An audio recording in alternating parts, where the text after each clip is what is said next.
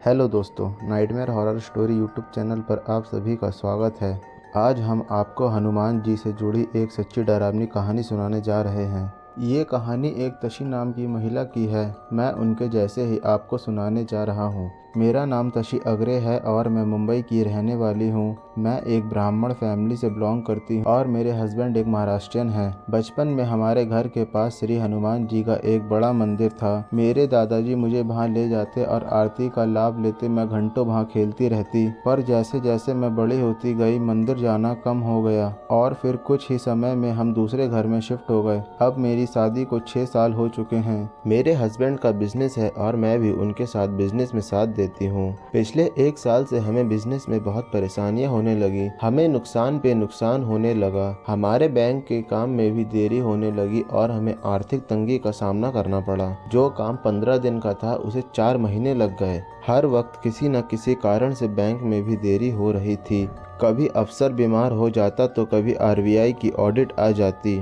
हर तरीके से हमारा काम बस डिले ही होता जा रहा था। अब आखिर में जिस दिन पेपर साइन करने थे उस दिन भी बैंक के मैनेजर ने कोई सवाल निकाला। तब मेरे हस्बैंड को शक हुआ कि ये कहीं किसी तरह का ब्लैक मैजिक तो नहीं, क्योंकि हमारे एक भी काम पूरे नहीं हो रहे थे और टेंशन बढ़ती जा रही थी। फिर हमने हमारे एक ज्योतिष से बात की। उन्होंने हमें कहा कि अगर ब्लैक मैजिक का डाउट है तो आप शनिवार के दिन प्राचीन हनुमान जी के मंदिर जाइए और श्री हनुमान चालीसा का पाठ करके श्री हनुमान जी से प्रार्थना कीजिए कि अगर कोई प्रॉब्लम है तो हमें उससे बाहर निकालिए। 29 फरवरी 2020 शनिवार के दिन हम 200 साल पुराने मंदिर दर्शन करने गए। हमने विधि अनुसार उनकी पूजा की और उसी दिन जब रात को मैं सो रही थी तब मुझे एक अजीब सा सपना दिखा। वो सपना बहुत डरावना था। मैं उस सपने में किसी घर में थी जहाँ एक आदमी था जो बहुत परेशान था। उसके पीछे एक करीब 25 साल की जवान औरत की प्रेत आत्मा थी। जहाँ जहाँ वो आदमी जाता वो आत्मा भी उसके पीछे पीछे जा रही थी।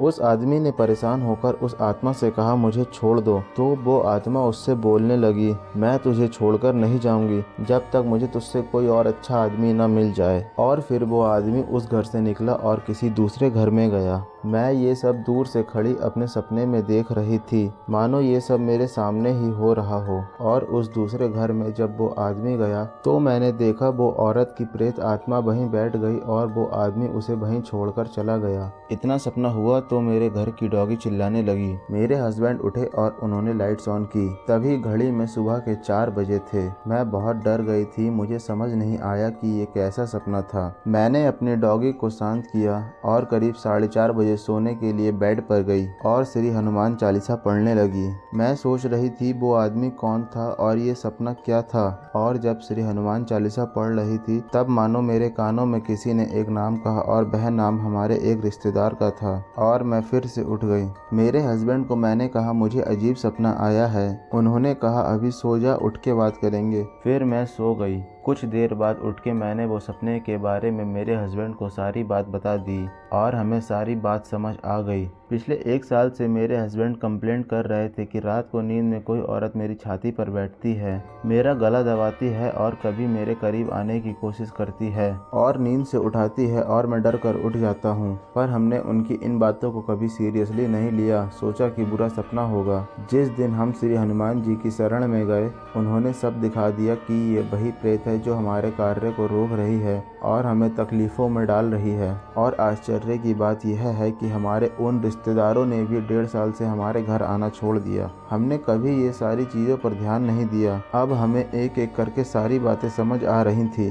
श्री हनुमान जी ने हमें उस प्रेत आत्मा से बाल बाल बचाया। 2 दिन बाद मेरे हस्बैंड को सपना आया कि मैं और मेरे हस्बैंड खड़े हैं और एक औरत पिंक कपड़ों में थी और वो जा रही थी। ये सारी चीजें श्री हनुमान जी की शरण में जाने के बाद हुई। अब हमारे काम बनते दिख रहे हैं, धीरे धीरे ही सही पर काम बन रहे हैं। श्री हनुमान जी ने हमें संकेत दिए और उस प्रेत से बचाया। इसलिए कहते हैं ना, भूत पिशाच निकटे नहीं आवे, महावीर जब नाम सुनावे। ये बात 100% सही है। ये सब हमने खुद महसूस किया।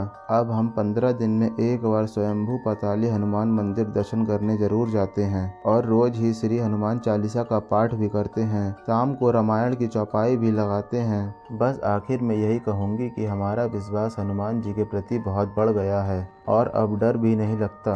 आपके चैनल के माध्यम से ये किस्सा सबको बताना चाहती हूँ कि आज भी बुरी शक्तियाँ और विद्याएँ होती हैं। इन सब चीज़ों से बचने के लिए सिर्फ हनुमान जी ही एकमात्र सहारा हैं। इस कहानी के बारे में अपनी राय देना ना भूलें। मैं फिर लौटूंगा ऐसी ही कहानी के साथ। तब तक अपना ख्याल रखें। धन्यवाद।